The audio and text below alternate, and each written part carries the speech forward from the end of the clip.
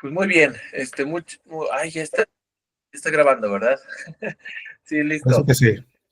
Parece que sí. No, pues bueno, bienvenidos, buenos días. Gracias por unirse aquí a esta sesión. Estamos con el doctor Marco Antonio López Martínez. El doctor les voy a dar una pequeña reseña para poder, para poder comenzar. El doctor Marco Antonio Martínez es licenciado y maestro en Economía por la Benemérita Universidad Autónoma de Puebla y doctor en Estudios Laborales por la Universidad Autónoma Metropolitana. Actualmente es profesor e investigador en la Facultad de Economía de la UAP, en las licenciaturas de Economía y Finanzas. Es miembro del núcleo académico básico de la Maestría en Economía de la UAP y es miembro del cuerpo académico Problemas Contemporáneos del Desarrollo Económico y Financiero. Su línea de investigación es sobre política monetaria y sus efectos sobre el crecimiento económico y la distribución del ingreso, desarrollo financiero y su efecto sobre la economía real, en especial sobre el mercado laboral. Entonces, pues estamos muy contentos de tenerte aquí, Marco. Te agradezco mucho que nos aceptaras la invitación. Creo que es algo muy enriquecedor y pues estamos aquí dentro del marco de estos talleres que es para eh, pues una capacitación para poder entrar en el reto Banjico. Entonces te agradezco muchísimo tu tiempo y pues tienes toda la palabra. Muchas gracias, Mario. ¿Ahí me escucho? Sí, ¿verdad? Pues primero Perfectamente. agradecer a Mario por la invitación. Siempre es un gusto pues platicar de los temas que nos apasionan.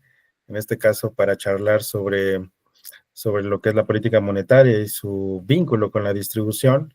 Estos talleres, estos ejercicios donde se vincula a los estudiantes y que ellos están intentando hacer sus pininos en esto de la investigación, me parece que tiene un valor muy importante, ¿no? Entonces, te felicito por eso, Mario, y bueno, agradezco la invitación.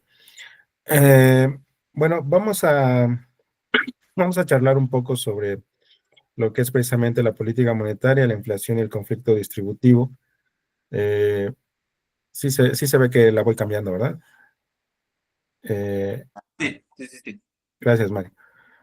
Bueno, lo que vamos a tratar en esta presentación son algunas de las motivaciones que nos llevan a tratar este tema, luego algunos antecedentes teóricos del modelo de metas de inflación, veamos lo que tiene que ver con lo que llamamos el conflicto distributivo y algunas conclusiones solamente para cerrar la presentación.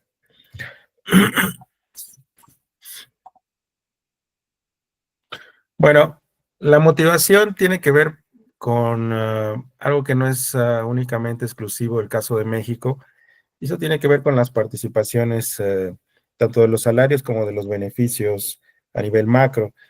Si ustedes recuerdan, por lo menos hay dos formas de ver la distribución del ingreso, una en su parte funcional y otra es en la parte personal, ¿no? La distribución personal versus la distribución funcional.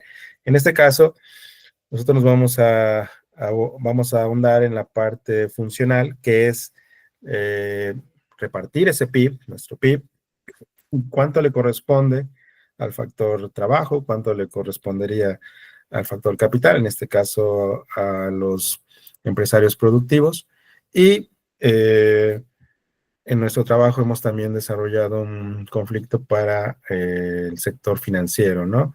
Las rentas que provienen de los sectores financieros. Por lo tanto, tendríamos ahí tres participantes que están luchando, ¿sí? Por la repartición del Producto Interno Bruto finalmente. En este caso, aquí tenemos un gráfico donde podemos observar que la participación de los salarios respecto al PIB en general ha venido decayendo ligeramente a lo largo del tiempo. Del lado izquierdo están las participaciones para las economías desarrolladas. Tenemos al Reino Unido, la Unión Europea y Estados Unidos. en general siguen la misma tendencia. El caso de México es la línea que se ve hasta arriba, ¿sí? Como sube y empieza a bajar, pero está medida en el eje derecho. Y estamos hablando de que la participación de los salarios ha rondado entre 35 al 42%, mientras el de los países desarrollados anda en orden del 50 al 70% tal vez, ¿no? Lo cual ya de entrada es una disparidad bastante importante, ¿no? Pero en general, digamos que la tendencia ha sido la misma para todas las economías. Y ese es un problema actual, es un problema contemporáneo, el problema distributivo, ¿no? Y cada vez se habla más acerca de que hay pocas personas acaparando la mayor cantidad de la riqueza, mientras una gran parte de la población a nivel mundial tiene una participación pequeña, ¿no? Entonces, es un problema contemporáneo. Lo que queremos ahora es vincularlo con, pues con el análisis monetario, ¿no? Con la teoría monetaria. ¿Cómo lo hacemos? Bueno, recordar que el contexto en el cual nos movemos es que a partir del mediados de los años 70 hubo un abandono de los objetivos del pleno empleo o la búsqueda de incrementar el nivel de empleo y se cambió, ¿no? Se cambia el modelo dado la crisis de los precios del petróleo, en Latinoamérica en los 80 la crisis de la deuda. Eso generó un cambio en la política, pero que viene desde el cambio en la teoría económica, ¿no? La teoría económica hace un giro, viene todo el éxito del monetarismo y después de la nueva escuela clásica, donde se abandona la idea de buscar el pleno empleo y ahora el objetivo se vuelve el control de la inflación. Uh, en este caso, entonces, uno de los requisitos es liberalizar los mercados, ¿no? Poner a la oferta y a la demanda como el chofer de nuestras economías, ¿no? Entonces, liberalizamos los mercados, tanto comerciales como financieros, incluido el mercado de trabajo, ¿no? ¿Eso qué quiere decir? Que hay que eliminar las rigideces del mercado de trabajo, y esto implica sindicatos e instituciones del mercado de trabajo como, pues, el debilitamiento tanto de sindicatos como la disminución de o eliminación de salarios mínimos, por ejemplo, en algunos casos, o algunas, eh, pues digamos, beneficios que se tenían a partir de los contratos colectivos de trabajo. Entonces, es todo un periodo de cambio, ¿no? Un cambio estructural que significó también un cambio en términos teóricos. A partir de todas estas ideas, tanto de los nuevos keynesianos y un análisis que se hace desde la perspectiva de Wicksell o neowickseliana, ¿no? Se genera algo que se llama el nuevo consenso macroeconómico, que es de donde proviene lo que hoy conocemos como el modelo de metas de inflación del Banco Central. Y es neowickseliano porque retoma las ideas de Wicksell.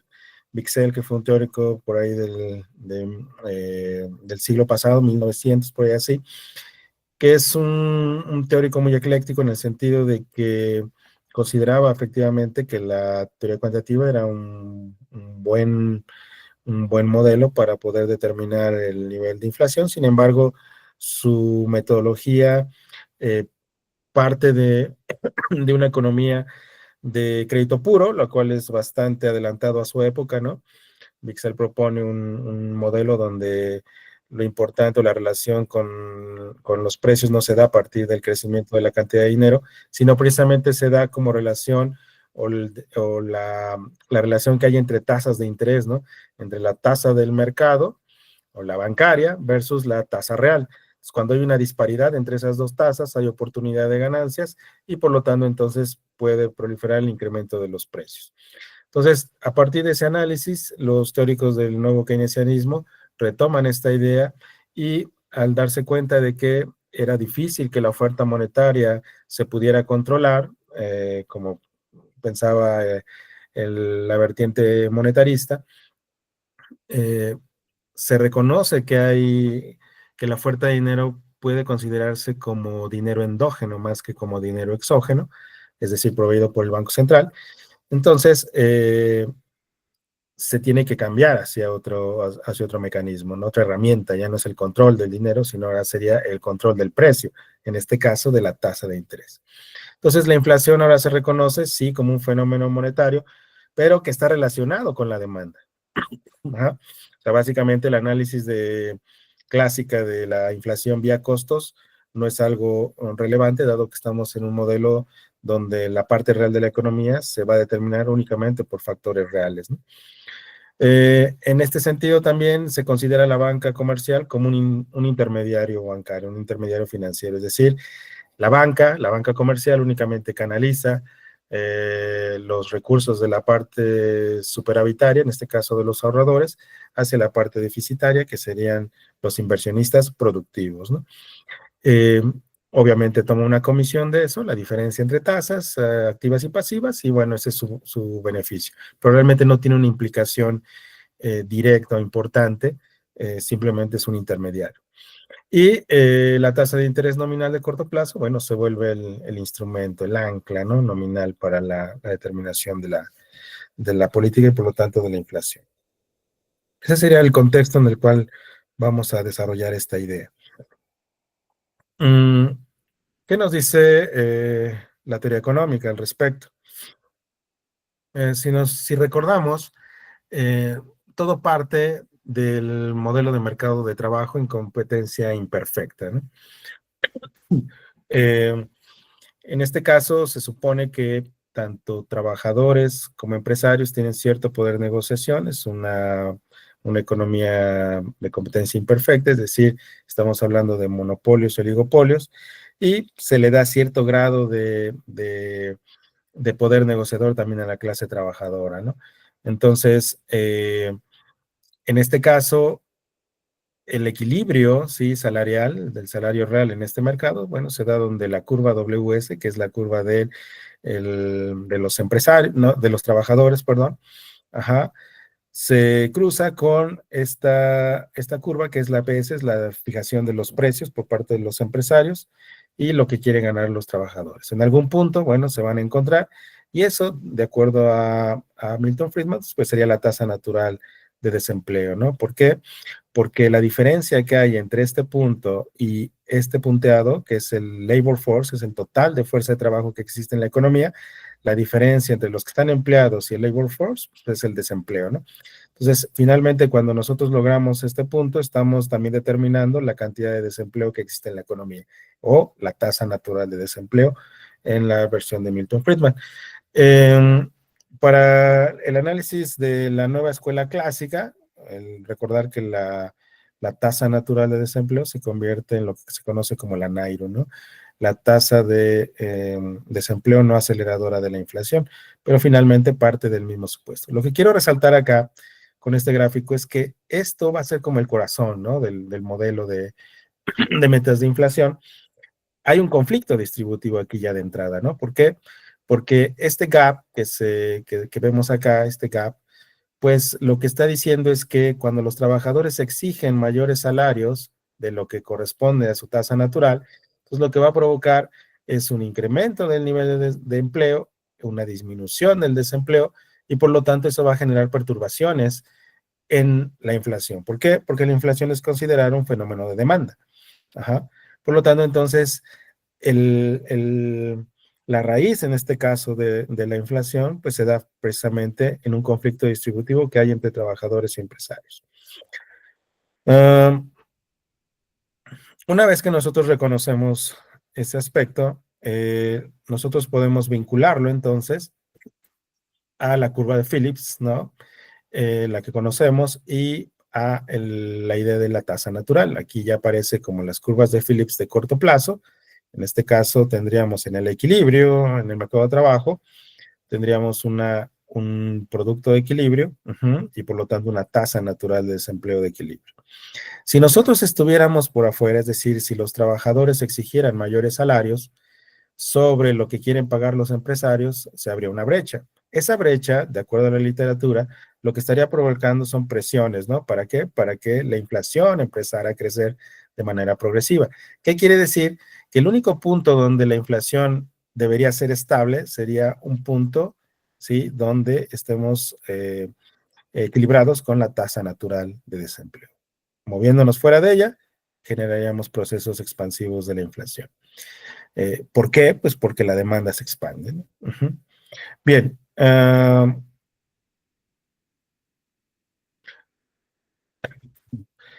Lo que continúa es entonces,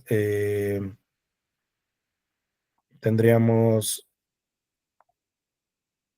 la IS, ¿no? Entonces aparece ahora la IS.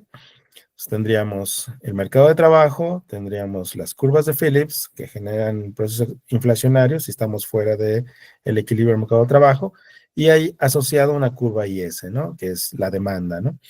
En este caso, si te das cuenta, ya aparece la tasa de interés de equilibrio, ¿no? La estabilizadora. Esto quiere decir entonces que cuando hay efectos expansivos de la demanda, es decir, que la IS se desplaza, puede estar provocando que los trabajadores exijan mayores salarios y estar provocando efectos de demanda que generan incrementos en el nivel de los precios. Ese es, digamos que, de acuerdo a la teoría económica, lo que estaríamos nosotros, como estaríamos diseñando, ¿no? El mecanismo de transmisión de los precios vía efectos o incrementos de la demanda. ¿Cómo entra el dinero?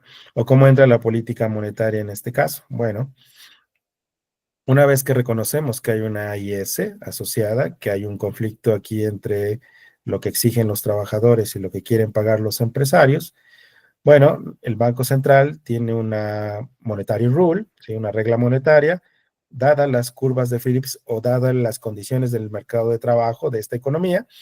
Y por lo tanto, entonces, si hay alguna desviación de la IS, es decir, un choque tal vez de demanda, esto hace que la IS se desplace a la derecha, ajá, y por lo tanto, entonces, se genera un gap en el mercado de trabajo, hay una presión para que los precios empiecen a aumentar de acuerdo a este modelo, y por lo tanto el Banco Central tendría que actuar. ¿Cómo? A través de su herramienta. ¿Cuál? La tasa de interés, ¿no? Entonces la tasa de interés aumenta, ajá, hacia el punto C. Al hacer esto, entonces, abajo se está ejerciendo presión para que esta se reduzca, este gap, y abajo estamos tratando de alcanzar la monetaria, o sea, la regla de política monetaria que sigue el Banco Central, es decir, el punto C, haciendo que la inflación empiece a ceder, ubicándonos en una curva de Phillips, ¿sí? Más alta, pero si te das cuenta es inconsistente, dado que aquí, por ejemplo, las expectativas de inflación es del 3%, pero aquí nos ubicamos en C en 2.5, lo cual quiere decir que no es un equilibrio. Entonces, progresivamente, el Banco Central tendría que empezar a bajar su tasa, ajá, y progresivamente estaríamos encaminándonos sobre la monetary rule hacia nuevamente el equilibrio. Ujú.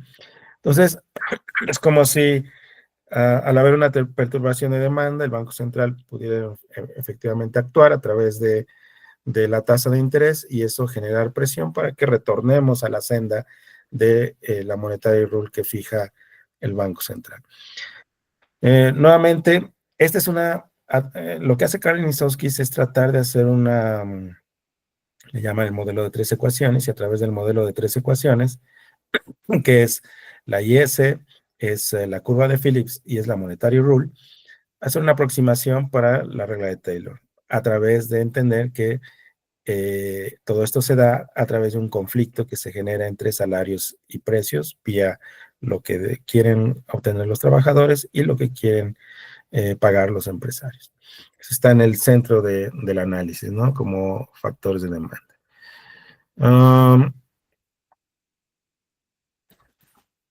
Entonces, como sabemos, el esquema sintético de la política monetaria sería algo así, ¿no? Desde el lado de la demanda, sí, de acuerdo al desempleo que tengamos, si es más grande, si es igual o si es menor al que se estima, entonces la banca central tendría que incrementar o disminuir su tasa de interés con el fin de alcanzar su objetivo, ¿no? El target, el objetivo de inflación. ¿Cómo? Bueno, pues aumentando o disminuyendo la tasa de interés para alcanzar la inflación adecuada, si es que la inflación está aumentando, si la inflación está constante, si la inflación está cayendo. Por lo tanto, entonces, la finalidad es que el Banco Central actúe siempre y cuando haya choques de demanda, ¿no? Y que pasan por, obviamente, el mercado de trabajo, ¿no? Si está muy, diría la Reserva Federal, la economía está sobrecalentada, eso quiere decir que el empleo está muy alto, el desempleo está muy bajo, ¿no? Eso estaría generando presiones sobre la demanda y por lo tanto presiones sobre la inflación. ¿Qué debería hacer el Banco Central? Bueno, de acuerdo a esto, debería reducir su tasa de interés de corto plazo, ¿no? Así es como esquemáticamente funciona, ¿no? El modelo. Eh, Luego, entonces, ¿dónde vinculamos entonces la política monetaria con todo esto que hemos dicho? Bueno, pues precisamente está en la tasa de interés, ¿no? Los teóricos que han seguido esta línea, desde Keynes, desde Kalecki, desde Schumpeter mismo, eh, han concebido a la tasa de interés como un fenómeno, una variable distributiva, básicamente, ¿no? En este caso, diríamos que la política de metas de inflación se adoptó en gran medida como resultado de dos fallas fundamentales. Por un lado, el fracaso, como vimos, del objetivo de controlar la oferta monetaria, como el pensamiento monetarista, ¿no? Pensar que tú puedes manejar los agregados monetarios, ¿no? Estirarlos o ampliarlos cuando desee el Banco Central. Es decir, con el pensamiento acerca de que el dinero o la oferta de dinero es exógeno. Sin embargo, después del experimento monetarista de Milton Friedman en Inglaterra, a finales de los 70 s, inicios de los 80 con Thatcher, y después también en Estados Unidos con Ronald Reagan, bueno, en general, digamos que en la academia se dieron cuenta de que la oferta de dinero, sobre todo, es endógena, ¿no? O sea, se crea dentro del sistema, y por lo tanto, si se crea dentro del sistema, es difícil que el Banco Central pueda estirarla o pueda contraerla a su antojo, ¿no? Entonces, eso sería uno de los fracasos, ¿no? Y por eso es que ahora tenemos un modelo de metas de inflación. Y por el otro, el segundo, digamos que el segundo fracaso podría ser el hecho de que la tasa natural de desempleo, pues ya no se considera tan fija, ¿no? O la propia Nairo, ¿no? A veces se ha visto que las propias variaciones de la tasa natural de Nairo están generando esas perturbaciones. Por lo tanto, si no tienes un nivel que funcione como un atractor de la economía, quiere decir que puedes tener diferentes niveles a lo largo del tiempo. Y eso te pone entonces en un problema mucho más pues interesante, ¿no? Eh, entonces, teóricamente o en la práctica más bien, tanto teórico como práctico, los canales de transmisión, digamos, formales con los cuales se transmite, ¿sí?, la política monetaria es a través de estos, ¿no?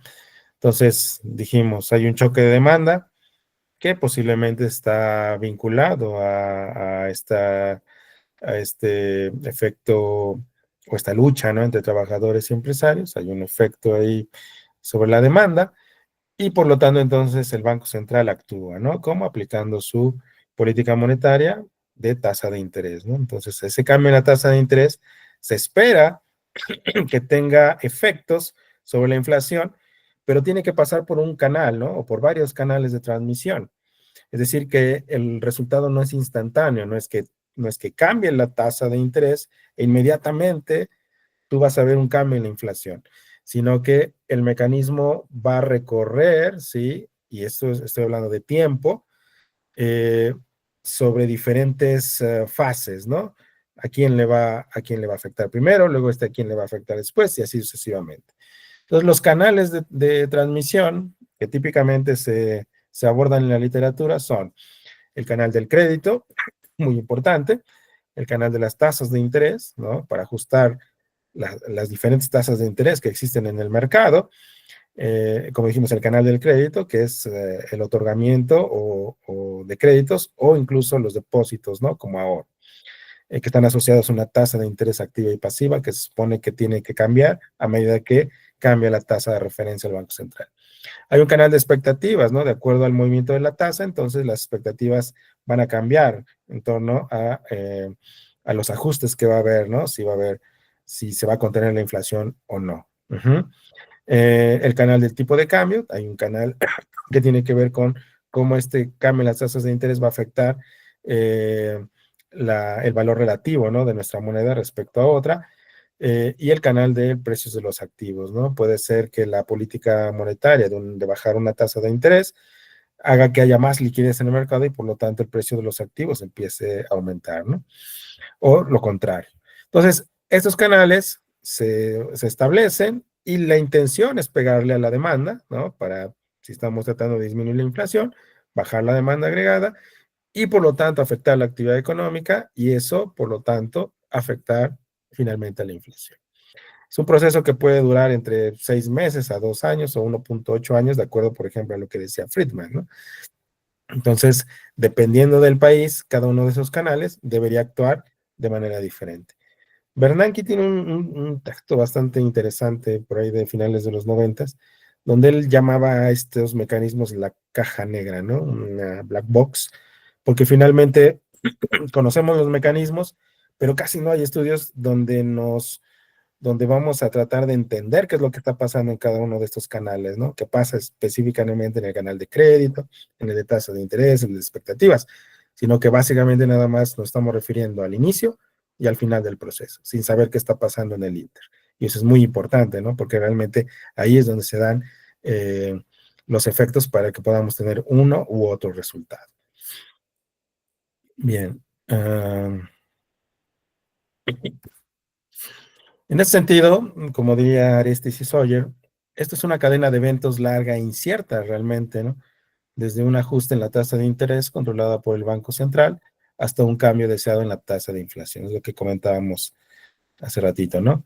Y bueno, como Keynes decía, pues bastantes deslices entre la copa y el labio, ¿no? Es decir, que lo que puedes tú pensar que va a ocurrir, puede ser que nunca ocurra, o a pesar de que veas un resultado sobre la inflación, puede ser que no se dé por lo que tú estabas planteando en el mecanismo de transmisión, y sean otras cosas que ni siquiera hemos planteado. Eso es lo interesante de pues de esta charla, es lo que nosotros queremos aportar, ¿no? Es decir, que pueda haber mecanismos que no estén tal vez abordados desde la literatura de manera formal, pero que existen y que pueden estar afectando el canal de transmisión de la política monetaria tal cual lo estamos viendo hoy en día, ¿no? Entonces, hay estudios que señalan que hay relaciones que se han ido rompiendo en torno a lo que dice la literatura, ¿no? Aquí hay algunas. Por ejemplo, de acuerdo a Borio, la respuesta de la inflación a una medida de holgura del mercado laboral ha tenido a declinar y a ser estadística no diferente de cero. Dice, en otras palabras, la inflación ya no parece responder suficientemente a la rigidez de los mercados laborales. Y esto es algo que recién también lo escuché, ¿no? Esto es algo que ahora se está estudiando.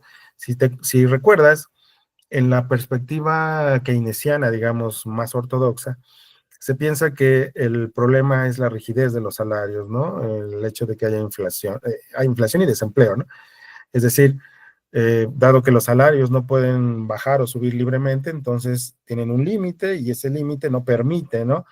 Que haya suficiente demanda de trabajo. La cual, de entrada, es una perspectiva radical del análisis de Keynes. Keynes no hablaba acerca de rigideces en ese sentido, ¿no? Sino hablaba de una idea de que el trabajo, al no compararse con una mercancía cualquiera, no puede tener una libertad en términos de salario, porque precisamente estamos hablando de personas, ¿no? Que no pueden disminuir su precio cada vez que el mercado va mal, ¿no? Entonces, hay toda una discusión. Pero bueno, lo que se ha visto en el análisis empírico es que esta llamada relación entre inflación y salarios a veces no parece ser tan fuerte, ¿no? Como se pensaría. Por otra parte, Solow llegó a una conclusión semejante, donde argumenta que la pendiente de la curva de Phillips en sí se ha vuelto más plana, ¿no? En lugar de tener esa relación inversa desde los 80s y parece que ahora es bastante pequeña. También he visto estudios donde efectivamente tratan de hacer la evidencia empírica para la curva de Phillips y sí resulta poco significativa o incluso en algunos casos sin relación fuerte, ¿no? Entonces, eso es algo bastante importante porque entonces, si en la evidencia empírica hoy en día, pues simplemente las relaciones no se están generando, bueno, quiere decir entonces que los mecanismos de transmisión también podrían ser deficientes en ese sentido. Y también ha sido difícil demostrar empíricamente una elevada elasticidad de la inversión a la tasa de interés. Es decir, casi todo el mundo da por sentado, cuando vemos nuestros cursos, que la inversión es una función de la tasa de interés de manera inversa, ¿no? Sacando la derivada de la inversión respecto a la tasa de interés, pues es menor a cero, ¿no? Y bueno, y todo el mundo, casi todas las corrientes de pensamiento, yo diría todas, aceptan que efectivamente debería haber una relación entre inversión y tasa de interés. Sin embargo, la relación puede existir, pero la fuerza de la explicación puede ser débil, ¿no? Es decir, realmente puede ser insignificante la relación que existe entre inversión y tasa de interés, y es lo que se ha demostrado en algunos trabajos empíricos, ¿no? Por ejemplo, ahorita me viene a la mente Warner, por ejemplo, que precisamente fue quien diseñó el mecanismo de la flexibilidad cuantitativa en Japón, en su crisis de Japón, y él hace un estudio y se sorprende, ¿no? De que realmente hay pocos estudios que relacionen la inversión con la tasa de interés, y cuando él lo hace se da cuenta de que realmente hay poca significancia, ¿no?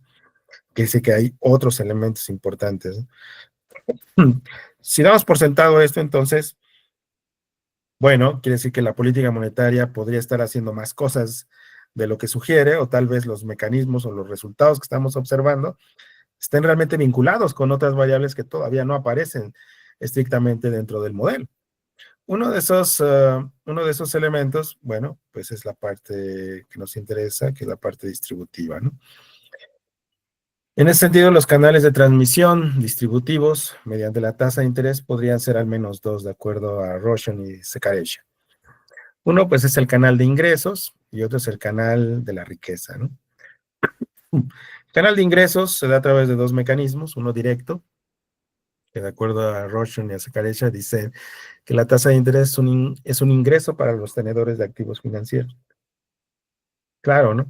Finalmente, cuando tú aumentas o disminuyes la tasa de interés, alguien se va a beneficiar, ¿no? ¿Por qué? Porque finalmente hay un mecanismo de ingreso, es decir, que afecta directamente a tu ingreso. Si tú eres alguien que eres un rentista, ¿no? Ya sea la banca o ya seas una persona que maneja activos, no solo dinero físico, entonces quiere decir que tú te puedes beneficiar de los incrementos de la tasa de interés, ¿no? Y hay un mecanismo indirecto, que es que la tasa de interés puede afectar el mercado de trabajo y al desempleo. Si asumimos entonces que también puede haber un efecto sobre la parte real de la economía, entonces los que van a terminar perjudicados finalmente van a ser los trabajadores, ¿no? Que quisiera apuntar que de entrada ya están perjudicados porque al momento de cambiar o de girar hacia un modelo de metas de inflación que implicó el desmantelamiento tal vez del mercado de trabajo, quiere decir entonces que ellos ya están en condición más vulnerable que el rentismo, ¿no? O el empresario rentista. Y no estoy hablando de el empresario productivo, ¿no? Que ese es alguien, ese es otro, ¿no? Tendrías por lo menos a un empresario rentista, que es el que maneja activos, tendrías a un empresario productivo, que es el que típicamente conocemos, que tiene una fábrica o que produce algo, y tendríamos a los trabajadores. Cada uno de ellos presenta diferentes grados de poder negociador, ¿no? Finalmente está en una situación diferente. Por lo tanto, si la tasa de interés tiene efectos sobre el ingreso, los dos mecanismos, quiere decir que alguno de ellos va a tener mayor capacidad para enfrentar, ¿no? O incluso ganar, a pesar de que la política sea contractiva en la economía, lo cual resulta no tan descabellado, ¿no? Por otro lado, tendríamos un canal de riqueza que tiene que ver con con la baja, las tasas de interés sin las regulaciones adecuadas, generalmente van a provocar burbujas de activos, ¿no? Entonces, ¿qué pasa cuando hay burbujas de activos? Bueno, la gente considera que si sus activos empiezan a aumentar, pues se sienten más ricos, ¿no? Con más ingreso. Sin embargo, esto, bueno, puede estar provocando burbujas especulativas que al reventarse, bueno, sabemos lo que generan en la economía. Eh, Finalmente, entonces, la tasa de interés no solo es una referencia, ¿no? Sino que la tasa de interés sí puede estar generando como efectos de redistribución en el ingreso de esos sectores a partir del poder que tenga cada uno de ellos como sector, porque no son iguales, no son homogéneos, y por lo tanto entonces eso puede estar generando eh, discrepancias en términos de la distribución. Por lo tanto, entonces, nosotros en un trabajo que realizamos hace algún tiempo, que salió publicado este año, tendríamos un conflicto distributivo para los tres sectores, ¿no? Que esa es un poco la novedad de lo que estamos haciendo. En general, la distribución funcional del ingreso siempre se trata como el dueño de los medios de producción, es decir, el capitalista típico, versus los trabajadores. Sin embargo, hoy en día, a pesar de que nuestra economía no sea tan desarrollada en términos financieros, sí hay una buena parte, sí, o sí ha crecido el sector bancario financiero en México, y ni siquiera hablemos de lo que pasa en el resto del mundo, ¿no? Donde el sector financiero ha crecido de manera exponencial. Por lo tanto, entonces, son tres sectores los que están pujando por esta distribución de la renta, y bajo estas condiciones que acabamos de sugerir, pensamos que la política monetaria aplicada de la manera como se está aplicando, sí tiene efectos para decidir a qué sector va a beneficiar más que a otros. Y no estoy diciendo que sea de manera consciente, pero porque el mecanismo de transmisión ni siquiera lo está asumiendo, ¿no? Sin embargo, es posible que la política sí esté afectando en ese black box que vimos, ¿no? En ese mecanismo de transmisión, esté generando ahí esas discrepancias. Es el mecanismo convencional. Pensamos que ha pasado por alto las implicaciones reales de la política monetaria, que están intrínsecamente vinculadas a la dinámica bancaria rentista a través de los mecanismos de transmisión del crédito y de la tasa de interés. Lo que sugerimos es que finalmente, por eso puse al inicio, ¿no? Este modelo se basa en pensar que la banca es una banca intermediaria, ¿no? Pero hoy sabemos que realmente, y se sabía desde hace muchos años con Keynes, Schumpeter y los que les comentaba, que la banca realmente tiene el poder de la creación de dinero bancario, ¿no? Y por lo tanto, entonces, no es que necesite depósitos previos para generar créditos. Más bien, los créditos son los que generan los depósitos. Y por lo tanto, el dinero es creado de manera ex nihilo, ¿no? Es decir, de la nada. Eso quiere decir que la oportunidad de ganancia de la banca hoy en día es mayúscula. Y si además hoy la banca, que es múltiple, puede también manejar activos, ¿sí? Del sector financiero, no solo bonos o CETES, sino que también puede tener en sus hojas de balance activos de empresas. Bueno, eso quiere decir que tienen oportunidad también para obtener beneficios a partir de la propia política monetaria que se implemente en nuestro país.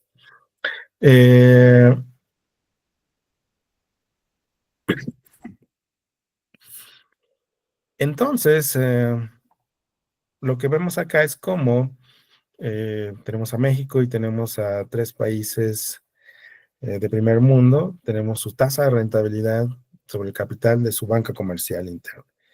Bueno, en un país como México, pues lo que deberíamos estar observando es que pues, la rentabilidad debería ser relativamente baja respecto a los otros países, ¿no? Incluso deberíamos tener otra escala, ¿no? Para ellas. Sin embargo, lo que nos damos cuenta es que México, de hecho, está por encima de todos los demás, ¿no? En términos de la rentabilidad sobre el capital. ¿Esto qué quiere decir? Que finalmente México, la banca como sector, está extrayendo muchísimos beneficios de México. No sé si han escuchado, pero creo que es el tercer año consecutivo que, por ejemplo, Bancomer a nivel internacional reporta sus ganancias, y casi el 60 o un poco más del 60% de las ganancias proviene precisamente de México, lo cual resultaría pues en una contradicción de entrada, ¿no? Porque somos un país con un sector financiero pequeñito, bancario financiero pequeñito, respecto a las grandes economías como Alemania, Reino Unido, Estados Unidos. Por eso lo quisimos comparar.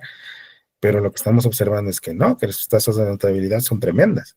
¿Eso qué quiere decir? Que el sector se está beneficiando de algo que está ocurriendo en el caso de México.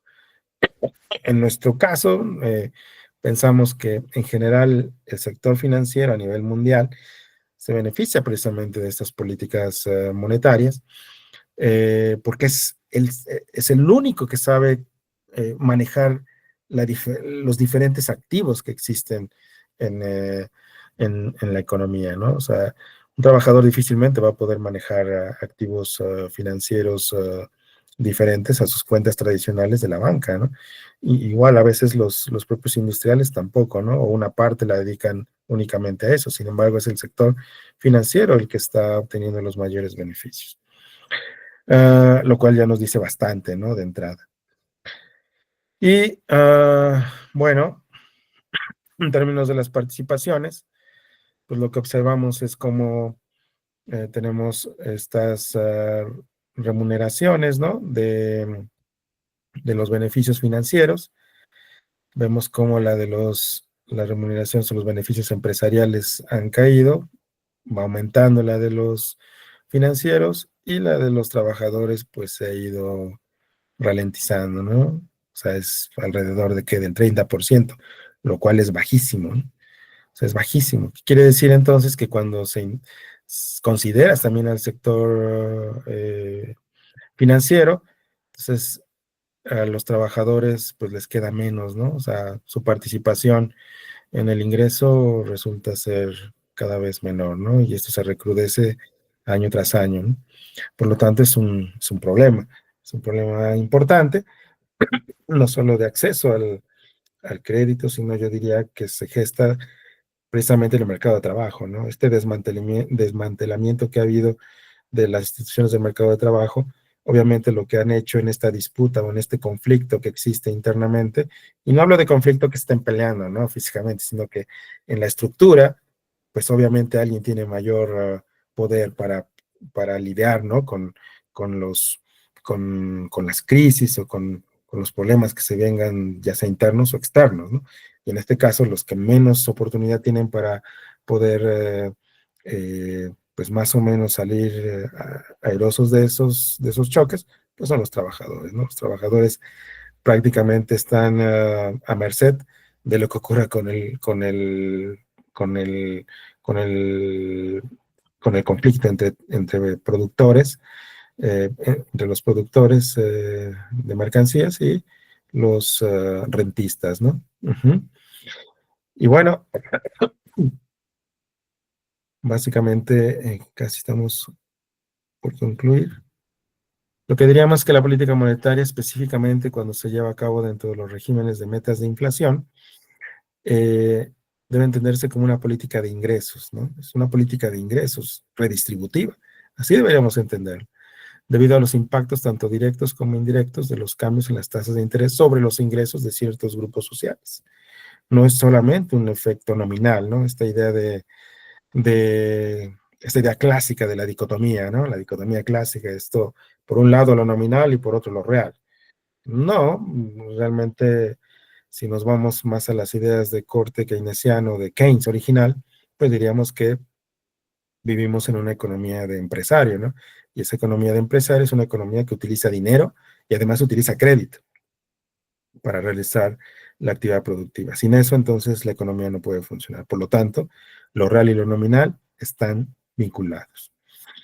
¿Cuáles son algunas conclusiones al respecto para terminar en tiempo y forma? Bueno, que la elección de las tasas de interés impacta al rentista, al productor y al asalariado. Los impacta a los tres. Sin embargo, los impacta de una manera diferenciada, por lo que acabamos de mencionar, ¿no? Cada uno tiene un poder de mercado diferente. En este caso, de acuerdo al propio desarrollo de las estructuras financieras, productivas y laborales, bueno, pues parece que quien más poder tiene es el sector rentista de la economía, ¿no? Lo cual se nota en los gráficos porque son quienes obtienen mayores beneficios. Ahora, la política monetaria puede exacerbar, no estamos diciendo que sea el único el que está generando ese proceso, pero sí exacerba el conflicto distributivo y por lo tanto el efecto final. Al menos es lo que sugerimos, ¿no? Y una economía caracterizada por monopolios y oligopolios, productivos y o financieros, reduce la capacidad de negociación pues, de esta clase trabajadora, ¿no? Obviamente una clase trabajadora que pues casi ya no tiene sindicatos, por ejemplo, ¿no?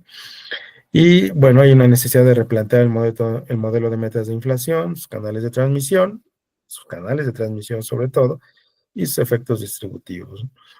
Me parece que este tipo de ejercicios que están haciendo con el profesor Mario son muy, muy buenos porque finalmente lo que se necesita es una mirada, ¿no? Desde diferentes ángulos acerca de posibles replanteamientos de la propia teoría, ¿no? Solo así la ciencia avanza, ¿no? La economía sí ha avanzado siempre. Entonces, que ustedes desde ahora estén interesados en estos temas me parece formidable. Eh, Aquí están las referencias de algunos de los textos que ocupamos. Y bueno, pues si hay dudas, preguntas, pues aquí estamos para responder. Agradezco nuevamente a Mario por su invitación y bueno, pues muchas gracias a todos. Hombre, muchísimas gracias, Marco. Esto está, increíble. Está, a- hay mucho de dónde rascarle. Eh, si tienen alguna pregunta, aquí pueden ponerlo en el chat y pueden levantar la mano. Mientras tanto, yo sí tengo Sí, muchas preguntas. Eh, por ahí mencionaste, esto que estabas platicando sobre los canales de transmisión, y cuando mencionaste el tema del canal de riqueza, que está el tema de que con bajas tasas de interés y sin regulaciones adecuadas generan una burbuja de activos. Y acaba de sacar ese poquito, escribió Paul Krugman algo relacionado sobre Minsky, y muy dirigido al tema que traen ahorita en Estados Unidos de la desregulación financiera, que están tratando de sacar a la Fed de la parte de la regulación, sobre todo con intenciones de meter ahí el tema de los criptoactivos, ¿no? O sea, están tratando de desregular completamente las criptomonedas no sé para qué. Bueno, sí sé para qué. No, sí sé para qué, pero pues, eh, ahí por lo que pues está diciendo Krugman, es como una bomba, bomba de tiempo ya nada más, por, pues por ese tema que pues esa euforia, ¿no? O en esa parte del ciclo de Minsky. Entonces, no sé, cuéntanos ahí un poquito, tu opinión al respecto, sí, es todo un tema ese, Mario, acerca de... Hay varios temas, ¿no?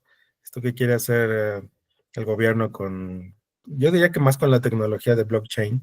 ajá, La sí, verdad es que es algo que no solo Estados Unidos, sino Banco Central Europeo y otros bancos han querido ya adoptar, porque eh, precisamente tiene una gran ventaja respecto al uso cotidiano del dinero, de otros activos que se utilizan en las transacciones, y es que tú puedes realmente seguir todas las transacciones, ¿no? Posibles. No, finalmente la tecnología del blockchain tiene esa virtud que es como si todos tuviéramos el libro mayor, ¿no? Entonces nadie le puede hacer realmente un fraude a nadie porque todo está registrado, ¿no? Y tú no lo puedes borrar porque no puedes ver el libro de todos, ¿no? Entonces, creo que es algo que le interesa muchísimo al gobierno o a los gobiernos en general poder rastrear todas las transacciones, ¿no? Imagínate, ¿no? Tú que vivieras en esa economía de tipo Pixel, ¿no? De donde solo se ocupara dinero bancario o en este caso dinero digital, bueno, pues prácticamente el gobierno sabría todo sobre ti, ¿no? Todo sobre las transacciones que realizas y eso es genial para ellos, ¿no? sí. Sin embargo, eso también haría que el mercado de criptos tal vez tuviera una expansión bastante interesante, ¿no? Importante, porque finalmente lo que está detrás de todo esto, y no solo del mercado cripto, sino del mercado accionario, el mercado de bonos, es dónde está la liquidez, ¿no? Finalmente la liquidez es la que nos está moviendo y la liquidez es lo que nos va a decir hacia dónde viene la próxima burbuja especulativa, ¿no? Hay que rastrear hacia dónde, hacia qué mercados eh, empiezan a tener este incremento, ¿no? Del precio y que se separan de su valor intrínseco, ¿no? El mercado inmobiliario, eso fue lo que ocurrió. Entonces, hoy en día, pues nada más necesitamos saber dónde se está generando hacia dónde está canalizando esa liquidez. Pero el Banco Central finalmente también puede afectar o puede exacerbar no solo el crecimiento de la burbuja, sino el reventarlo, ¿no? Porque finalmente, sí es cierto que las tasas de interés funcionan más como un distribuidor de riqueza. Bueno, entonces quiere decir que eso en algún momento un momento inadecuado y una política monetaria muy laxa, muy contractiva, pueden afectar a esos mercados y pueden reventar todo, ¿no? Entonces, hoy en día sabemos que Estados Unidos está viviendo un problema grave, no solo yo diría no solo por la parte de sus cuentas, ¿no? En esto del déficit que tiene, eh, sino más bien por este cambio hacia un poco la idea liberal, ¿no? Un poco esta idea de la desregulación, esta idea de nuevamente poner al mercado como quien gobierne las decisiones pues de la economía, lo cual a mí me parece peligroso, me parece que es como un retroceso en ese sentido, ¿no? Porque pues los que éramos niños en los ochentas, pero desde los setentas, ochentas, pues ya pasamos por eso, ¿no? Y sabemos hacia dónde nos llevó. Entonces, parece que estamos retornando y que la historia se puede repetir. Hace no muchos años decía Paul Samuelson, ¿no? Paul Samuelson, que finalmente es uno de los grandes teóricos ortodoxos, ¿no? Seguramente todo el mundo ha leído su manual de introducción a la economía. Decía Paul Samuelson, le preguntaban en una entrevista, ¿qué le recomendarías, por ejemplo, ahorita, ¿no? ¿Qué le recomendarías a los chicos que están por estudiar economía, ¿no? Hoy en día. Y entonces, pues todo el mundo pensaba, ¿no? Pues Paul Samuelson seguramente va a decir que, pues, que le metan mucho a las matemáticas y pues a los modelos y todo esto, ¿no? Y él mismo responde, dice, no, bueno, seguramente les va a sorprender mi respuesta, pero pues ya a esta edad de mi vida creo que lo que yo les recomendaría es que aprendan historia económica. Que estudien historia económica, porque si no aprendemos historia económica, tendemos a repetir los problemas del pasado. Y creo que la sociedad, e incluso la academia, tiene memoria corta, ¿no? Porque hoy estamos viendo cosas que parecía que ya habíamos rebasado, ¿no? Eh, entonces, ahorita estamos en un momento muy importante en la historia de la economía, yo diría, no solo mexicana, sino mundial, y está por definirse el rumbo, ¿no? Y al menos desde la teoría económica no parece que sea muy alentador lo que viene, ¿no? Con Sí, estas ideas muy excesivamente liberales, ¿no? sí, sí. Pues sí, estamos como Cassandra, ¿no? Así En es, este- así es. Sí. Oye, en específico, dudas específico que tengo sobre la investigación, porque este que pusiste con las tres líneas, el de Ocampo, M y López M eres tú, ¿verdad? Así es, así es. Sí, Sí. es un libro que acaba de salir de UNAM. Está recién Ajá. salido a finales del año pasado, ¿no? Ujú. Ah, ok. Muy bien, muy Sí, bien. entonces lo que hacemos precisamente es eso, ¿no? Tratar de medir el efecto, el conflicto, Ajá. pero ya con tres sectores, ¿no? Que eso casi no existe, siempre te digo, son dos, ¿no? La distribución funcional casi siempre es entre trabajadores y empresarios. Pero bueno, a nosotros nos parece que es el sector rentista el que hoy en ¿Y cómo día los debe. diferencias? Esa era mi duda justamente, que cómo y el indicador, cómo lo diferencias rentista de productor, porque yo me imagino que un rentista tiene muchos incentivos para camuflarse, ponerse, parecer productor, ¿no? Claro, porque finalmente es difícil, ¿no? En las cuentas nacionales es muy difícil poder identificarlos, pero lo que hacemos es como procedía la economía clásica, ¿no? Finalmente, acuérdate que cuando tienes productores y trabajadores, el residuo siempre va a ser el beneficio del productor. ¿Por qué? Porque en el proceso productivo primero le pagas al trabajador, ¿no? Obtienen su participación y una vez que se realiza la mercancía aparece como el residuo, el beneficio. Entonces, Sí, en la teoría clásica realmente no era tan problemático porque era el resultado de. Entonces, sí, ahora lo que hicimos fue proceder de la misma forma. Hay datos para la parte productiva. Entonces, lo que hicimos fue medir tanto la parte del trabajador, su participación, luego la parte del beneficio empresarial, y el resultado de la diferencia sería el residuo, sería la ganancia del rentista. Es una proxy, ¿no? Es una proxy. Pero de acuerdo al resultado, parece que se acomoda bastante bien a los datos, ¿no? De la sí, sí, economía mexicana. sí, sí, sí se observa y sí se ve esa diferencia, pues. Claro, porque finalmente tú verías cómo la parte productiva va cayendo en su participación, lo cual va acorde a lo que se ha visto en la evidencia empírica en otros países, ¿no? O Sí, sí, sea, hoy en día, cuando Trump dice vamos a volver a América grande otra vez, finalmente lo que está diciendo, lo que está reconociendo, es que su sector productivo cayó dramáticamente a lo largo de los años. Entonces, ellos seguramente reconocen que la parte financiera es muy, muy fuerte ahí, que el sector productivo ha caído y seguramente es algo que pasa en todo el mundo, ¿no? sí, sí. Ujú. Muy bien, ¿no? Muy bien.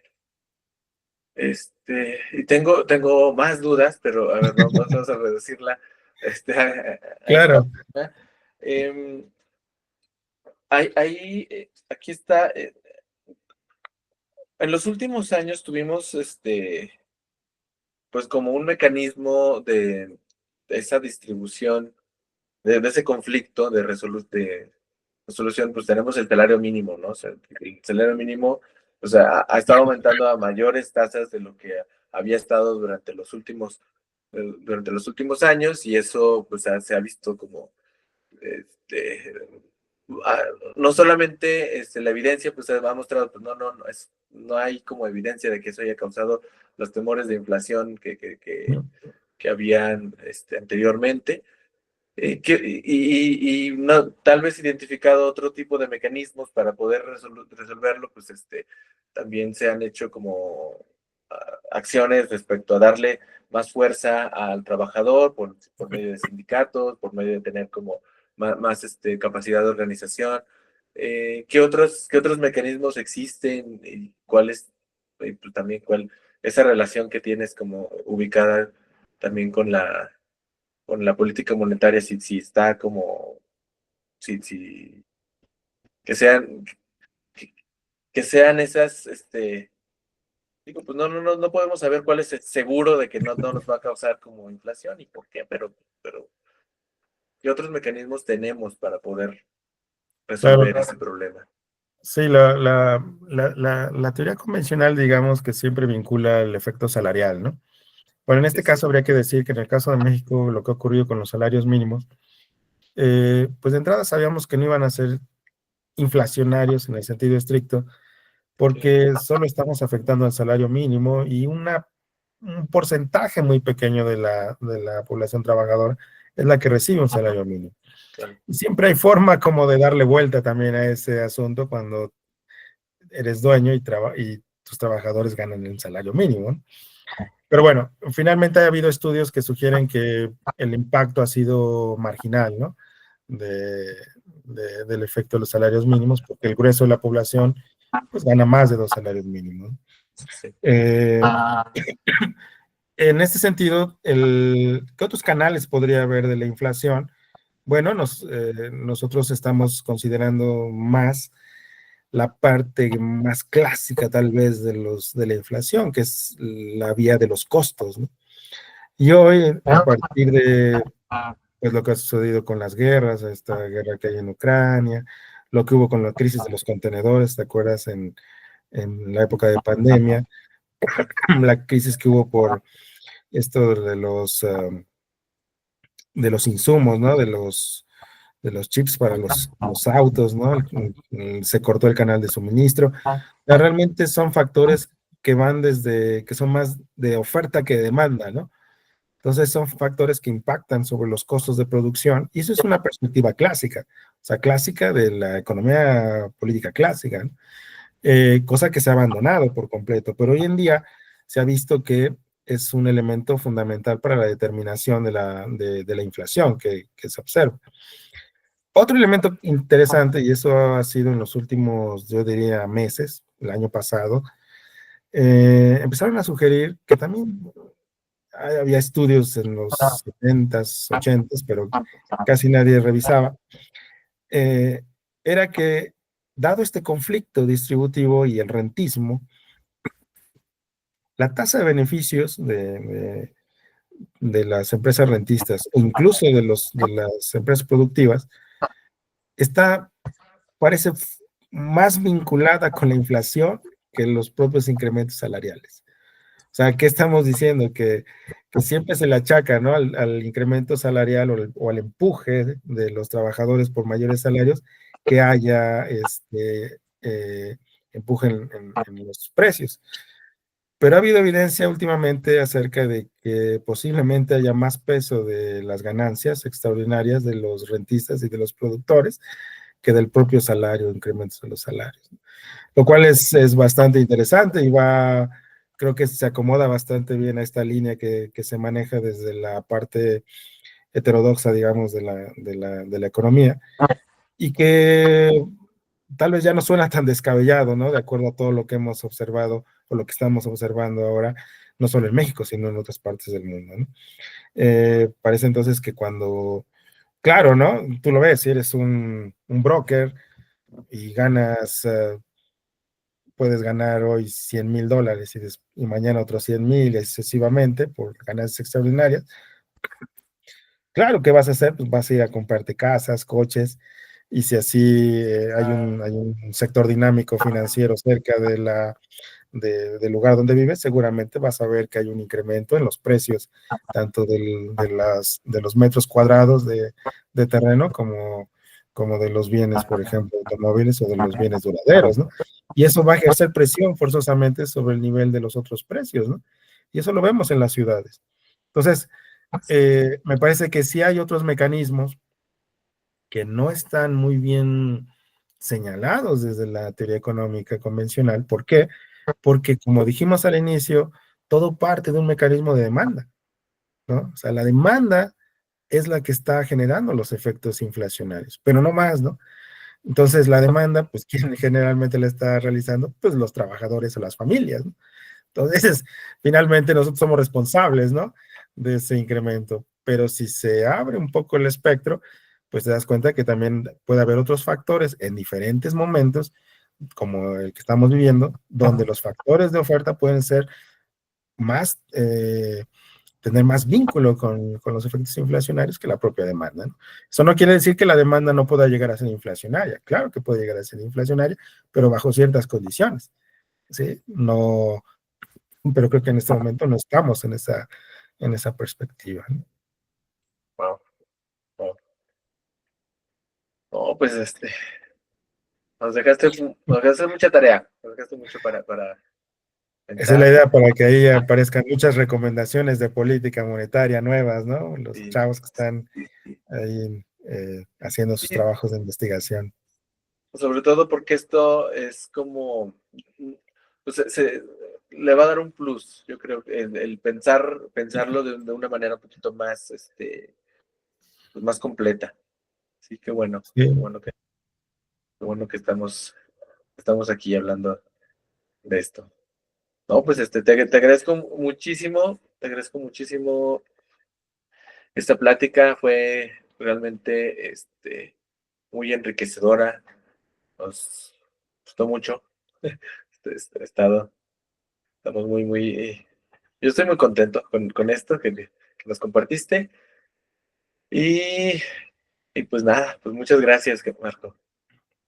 no, gracias a ti, Mario. La verdad es que, como te dije, me gusta mucho siempre compartir con los estudiantes pues estas ideas tal vez desde una perspectiva diferente, poco convencional, pero que está tomando mucha fuerza, ¿no? Hoy en día, porque Sí, la evidencia no está, a veces está alejando mucho de la teoría convencional, sí, entonces siempre hay que retornar pues, a ideas clásicas, ¿no? claro. O a ideas de los economistas, pues que no fueron o no pertenecen a la escuela dominante, ¿no? Un poco hablando del Keynes, hablando de propio Marx, hablando de Kalecki, hablando de propio Minsky, ¿no? Entonces ahí hay mucha literatura que a veces no entra dentro de nuestra currícula, pero que nosotros deberíamos de ir poco a poco introduciendo para que los estudiantes al menos tengan un panorama mucho más amplio, ¿no? De lo que es la teoría económica y de cómo se pueden ir abordando los diferentes problemas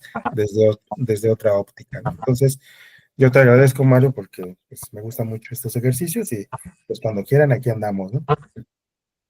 Pues excelente. Ahí seguimos todavía, te vamos a seguir dando lata. Entonces, Claro, claro, sin muchas problema. gracias. Un abrazo Un hasta saludo Puebla. a todos, gracias y nos vemos pronto. Un abrazo, bye.